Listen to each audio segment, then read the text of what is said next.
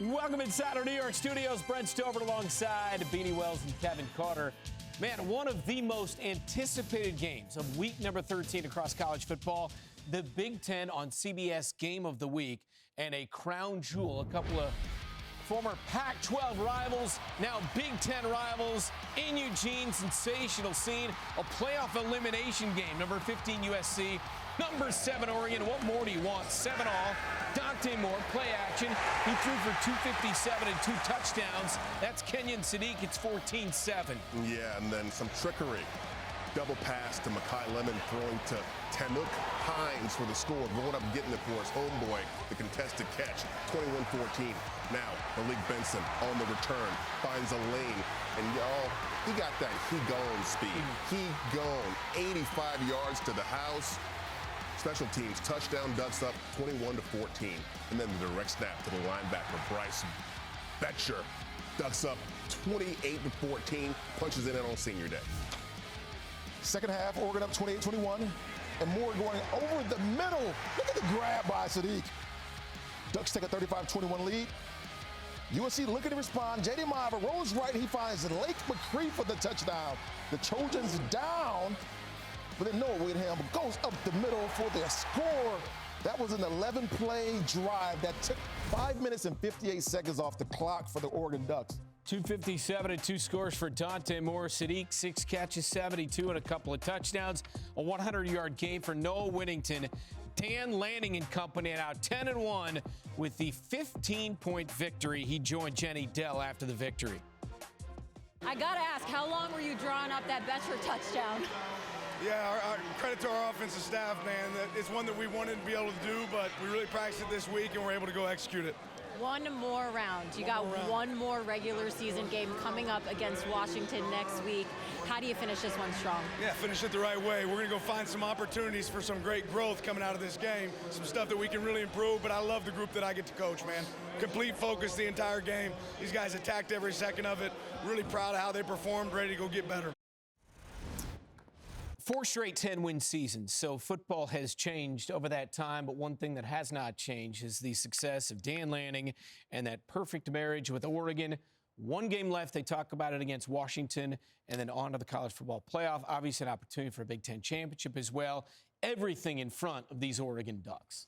Really impressed with this Oregon team, the way that they're manufacturing their wins and losses. It's cool to kind of look at the details after a game like this, and you say they had a dominating performance, but I know Dan Lanning's going to look down and he's going to see where they had 11 penalties tonight and they still won by 15 points. He's going to look down and he's going to see, man, we had 1 sack, 6 tackles for a loss, but, you know, we still gave up over 350 total yards of offense. This was a domination, okay? Up front, I love what they were able to get done on the ground versus this USC team. They claimed their advantage. Although USC had looked really good on the ground versus Nebraska, versus Iowa, right? They proved that they deserve to be in a game like this. But seeing Oregon out-physical USC, basically outdoing the effort that they had against the other teams, seeing them dominate in this fashion, only 52 yards rushing for USC in this matchup, to me, manufacturing wins this way late in the season when you're able to force mistakes out of a really good quarterback in Jaden Maiev. Started off the game really, really good. Touchdown and then threw 2 quick interceptions.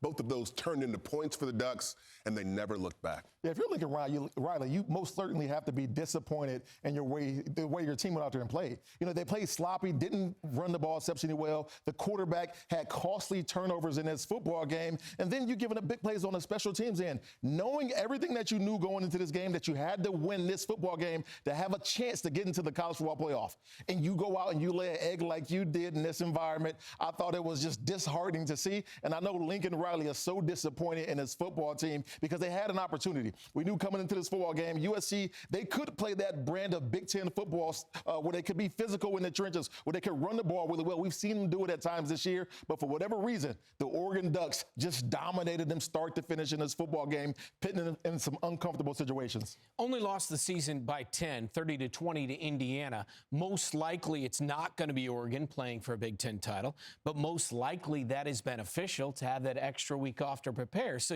you feel like, Beanie, You take care of business against the Washington Huskies, and you are in the college football playoff, and then we'll kind of see how things sort out. But you could end up with a pretty nice seed and in a situation where you're hosting a playoff game and an opportunity to rest up and not play in a conference. Look, when you're a team that as good as Oregon is, you're hoping and praying that the things go your way and you get in as that third team in the college football playoff out of the Big Ten, and you get to sit there and rest. You get to get guys healthy. You get the game plan a little bit more, and like you just mentioned, the seeding may fit right just for you to where you don't have to go play one of those big dogs. You could play a team that you could certainly have some advantages over and go out and dominate them coming off of the week of rest. I love for all conferences being in that third position to where I don't have to go out and play that extra conference championship game, and I get a chance to take a back seat, get guys healthy, and be prepared for the next opponent. Yeah, if you don't have to play in a conference championship game and you still get to go to the playoffs, look, you're missing out, obviously, on a conference championship. That is, invaluable. Those things are memories for your letterman. And, of course, you want to always win your conference, which is the most surefire way to get to the college football playoff. But, man, if you don't have a chance to do that and still have a chance to get into the playoff, then I say do it. I'll go back to what I was saying on this team, the Oregon team. They won playing complementary football. Okay, we're using names like Malik Benton on a punt return. We're seeing unbelievable catches by Kenyon Sadiq over the middle. Running backs, Noah Whittington, they're balanced on the ground in terms of their attack. Dante Moore is getting it done in the air and making good decisions with the ball. But up front, when you look at just the arduous, and I know it kind of looks boring, right? I mean, I'm talking to a running back, so he doesn't think this is boring. But when you can line up and simply impose your will on someone in November, it is demoralizing, and it usually wins games for you. Even when you turn the ball over, even when you commit 11 penalties, even when you don't do everything perfect at this time of the year, you force a team into more mistakes than you actually give up. Being able to control the line of scrimmage, really, really dominating win by Oregon, playing their best football at the right time of the year. Dorian Moore and Gary Bryant, two of their best pass catchers, did not play in this game. What does that say about the depth? And what does it say about, and you sort of touched on this, but just how good Dante Moore, a veteran quarterback, is back there, simplifying things, hitting different guys, using an assortment of receivers, and a lot of guys, 5 guys carried the football as well. Yeah, he's so decisive in his decision-making.